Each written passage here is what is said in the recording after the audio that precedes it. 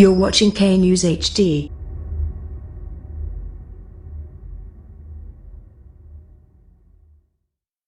السلام علیکم، آپ دیکھ رہے ہیں کے نیوز چینل۔ خبر شامل کرتے ہیں عارفوالا سے۔ ہمارے بیورو چیف شفیق پھول کی رپورٹ کے مطابق پولیس نے پراسرار طور پر قتل ہونے والی دونوں وارداتوں کا سراغ لگا لیا۔ ملزمان گرفتار، ان ملزموں میں اجرتی قاتل بھی شامل ہیں۔ عارفوالا کے رہائشی جمعیت علماء اسلام فضل الرحمان گروپ اقلیتی ونگ کے رہنما اکرم وقار گل کو چند روز قبل پاکپتن میں قتل کر دیا گیا تھا، جن کی لاش نہر سے برآمد ہوئی۔